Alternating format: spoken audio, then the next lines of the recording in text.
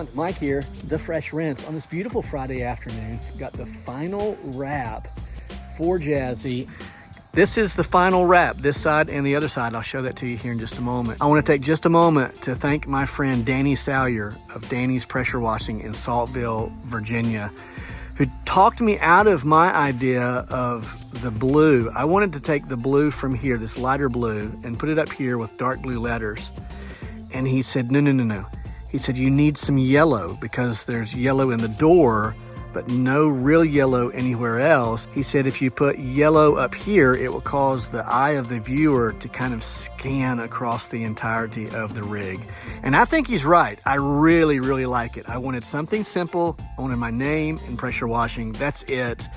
And I wanted it to kind of just blend. And I think that that's exactly what we pulled off. I want to give a real quick shout out to my friends at Paradise Graphics in Monroe, Ohio. They've done all of the wrap on both Jazzy and the other truck, and I've been extremely pleased.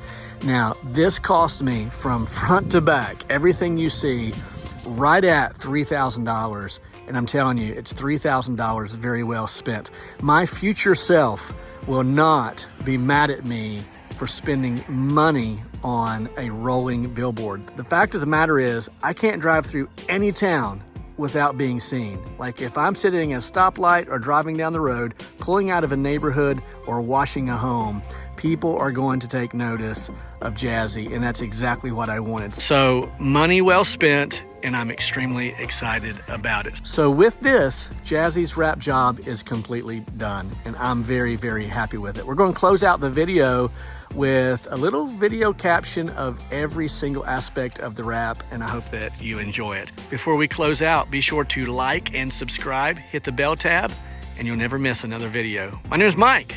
They call me The Fresh Rinse, and I'm out.